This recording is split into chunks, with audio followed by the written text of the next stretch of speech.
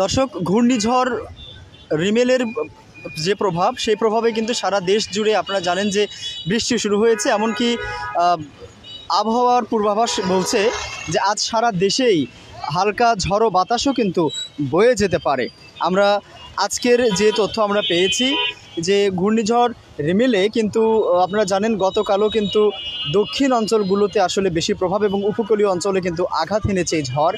এছাড়া আমরা এখন বর্তমানে বগুড়ায় আছি। বগুড়াতেও কিন্তু গতকাল বিকেলের পর থেকে আসলে কিছুটা প্রভাব পড়েছে। এছাড়া কাল সন্ধ্যার পর কিন্তু বৃষ্টিপাত হয়েছে।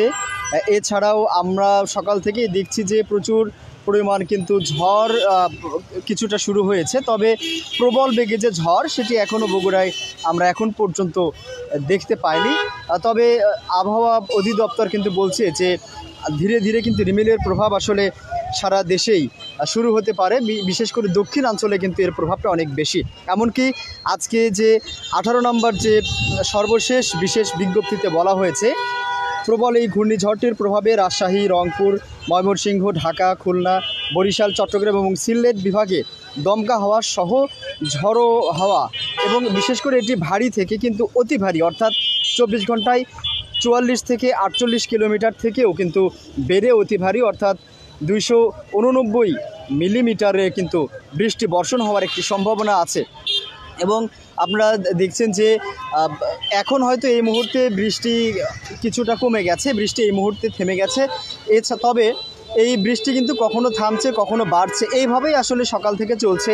আমরা যেমনটি দেখছি যে সময়টাতে আসলে বৃষ্টি হয়, এই বৃষ্টিপাতের কারণে কিন্তু সাধারণ মানুষের যে স্বাভাবিক চলাচল, এই চলাচল কিন্তু অনেকটাই কমে গেছে। এছাড়া খুব বেশি জরুরি প্রয়োজন ছাড়া কিন্তু বাড়ির বাইরে আসলে মানুষ কম যাচ্ছেন। যারা খুব বেশি প্রয়োজনে যাচ্ছেন তারা আসলে ছাতা, এছাড়া প্রয়োজনীয় রেইনকোট সহ যেন বৃষ্টির বেশি সমস্যা না করতে পারে সেই সেফটি নিয়েই কিন্তু তারা আসলে যাচ্ছেন।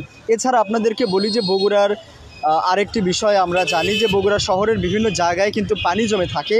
এই হালকা বৃষ্টিতে অনেক জায়গায় পানি জমে থাকে। আমরা আজকেও কিন্তু তার ব্যতিক্রম দেখছেন। আপনাদেরকে যদি সাতমাথার এই সাইডটা দেখাই, ঠিক সাতমাথার পাশেই এই পাশে দেখছেন যে অল্প বৃষ্টিতেই কিন্তু এই জায়গাতে পানি জমে থাকে এবং এটি পৌরসভার এলাকা। কিন্তু আমরা দেখি যে বেশ কিছুদিন যাবৎ এখানে পানি জমে আছে, কিন্তু পৌরসভা কর্তৃপক্ষের যে আসলে এটির কোনো সুরাহা করা সেই ব্যবস্থা কিন্তু আমরা দেখছি না। এছাড়াও বগুড়া শহরের বিভিন্ন জায়গাতে আমরা সূত্রাপুরের কিছু জায়গা, এছাড়া কামারগাড়ি এলাকা, কলোনি এলাকা সহ বেশ কিছু জায়গায় যেগুলো বেশ পরিচিত জায়গা, মাঝে মাঝে এগুলোতে হালকা বৃষ্টিতেও আসলে পানি জমে থাকে। আজকেও কিন্তু তার ব্যতিক্রম নয়, পানি জমে থাকছে। একে তো বৃষ্টি হচ্ছে, মানুষের যান চলাচল এবং মানুষের যে স্বাভাবিক চলাচল সেটি অনেকটাই আর স্বাভাবিক অবস্থায় নেই। এছাড়া বৃষ্টি হয়তো শেষ হয় কখনো কখনো, কিন্তু এই পানি জমে থাকা কিন্তু খুব দ্রুত সময়ের মধ্যে শেষ হয় না। ফলে কিন্তু সাধারণ মানুষের যে চলাচল সেটিতে কিন্তু বিঘ্ন ঘটে। এছাড়া আবহাওয়া অধিদপ্তর কিন্তু বলছে যে আজ সারাদিন বৃষ্টি হতে পারে, সাথে সাথে দমকা হাওয়া বয়ে যেতে পারে সারা দেশে। এছাড়া আগামীকাল মঙ্গলবারেও কিন্তু সম্ভাবনা রয়েছে। এছাড়াও আপনাদেরকে যদি জানাই যে লোডশেডিংয়ের একটি ব্যাপার কিন্তু আমরা বৃষ্টিতে দেখে থাকি। গতকাল থেকেও কিন্তু আমরা বগুড়ার শহরের বাইরের এলাকাগুলোতে আমরা দেখছি যে গতকাল সন্ধ্যার পর থেকে টানা কিন্তু লোডশেডিং চলছে, টানা কিন্তু বিদ্যুৎ সরবরাহ নেই, অনেক এলাকাতেই বিদ্যুৎ বিচ্ছিন্ন আছে। এছাড়া আমরা শহরের কথাও যদি বলি, মাঝে মাঝেই কিন্তু আপনারা যারা শহরে আছেন তারা কিন্তু দেখছেন যে মাঝে মাঝে লোডশেডিং হচ্ছে। হয়তোবা এটি নিরাপত্তার জন্য হতে পারে, অথবা মূল কারণটি আসলে যারা বিদ্যুৎ সংশ্লিষ্ট ব্যক্তিবর্গ আছেন, দায়িত্বশীল আছেন, তারাই বলতে পারবেন। তবে এই লোডশেডিংয়ের কারণে কিন্তু শহর অঞ্চল যেহেতু কর্মব্যস্ত এলাকা, সেক্ষেত্রে কিন্তু তারা আসলে এক প্রকার চাপের মধ্যে পড়ছেন। তাদের কাজ যে স্বাভাবিকভাবে হওয়া সেটি হচ্ছে না। বিশেষ করে শিল্প কারখানা বা যেগুলো বিভিন্ন অফিস আদালত রয়েছে সেগুলোতে কিন্তু কাজের বিঘ্ন ঘটছে। এই ক্ষেত্রে আসলে লোডশেডিংটা তারা চাচ্ছেন যেন লোডশেডিংটা খুব বেশি না হয়। এছাড়াও জানি আপনাদেরকে যেমনটি বলছিলাম গতকাল কিন্তু উপকূলীয় অঞ্চলে আঘাত হেনেছে এই রেমাল। এছাড়াও রেমালের প্রভাবে সারা দেশে আজ যেরকম করে বৃষ্টি হচ্ছে, আগামী পরশু দিন কিন্তু নির্বাচন রয়েছে বগুড়া সদর উপজেলা, শাহজাহানপুর উপজেলা এবং শিবগঞ্জ উপজেলা, বগুড়ার 3টি উপজেলায় তৃতীয় ধাপে যে উপজেলা নির্বাচন সেটি আগামী পরশু দিন।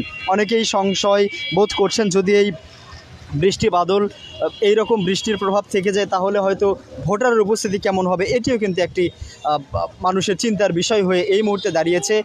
তবে এখন পর্যন্ত যেমনটি পূর্বাভাসে বলা হচ্ছে আজ দেশ জুড়ে বৃষ্টিপাত হবে এবং হালকা দমকা হাওয়া বয়ে যেতে পারে সম্ভাবনা রয়েছে, এবং আগামীকালেরও কিন্তু এরকম সম্ভাবনা রয়েছে। বিশেষ করে দক্ষিণাঞ্চলগুলোতে এরকম সম্ভাবনা রয়েছে। তবে আগামীকালের পরে আসলে কি হবে এই আপডেট আসলে এই মুহূর্তে এখন পর্যন্ত জানা যায়নি। তবে সেটি হয়তো সময়ের ব্যাপার, আজকে বিকেলের দিকে অথবা আগামীকাল হয়তো জানা যেতে পারে। তবে এই বৃষ্টি বাদলে বা এই ঘূর্ণিঝড় রিমালের প্রভাব আরও একটু জানাই যে বৃষ্টি যত হচ্ছে এরকম কিন্তু বলা হচ্ছে যে বৃষ্টির প্রভাবে, বৃষ্টির চাপে কিন্তু এই ঘূর্ণিঝড় যে রিমাল আসছে সেটি কিন্তু অনেকটাই, তার যে শক্তি ছিল সেটি কিন্তু অনেকটাই কমে গেছে। হয়তোবা একটি স্বস্তির বার্তা হতে পারে যে অল্প সময়ের মধ্যে বা আগামীকালের মধ্যে হয়তোবা এই ঘূর্ণিঝড়ের প্রভাব থেকে এই বৃষ্টি যে হচ্ছে এটি থেকে আসলে এটি আসলে মুক্ত হওয়ার একটি সম্ভাবনা রয়েছে। দর্শক, বগুড়ার প্রাণকেন্দ্র সাতমাথা থেকে রিমালের প্রভাবে যে বৃষ্টি হচ্ছে এর সর্বশেষ পরিস্থিতি জানাচ্ছিলাম আমি রাহাত রূপান্তর।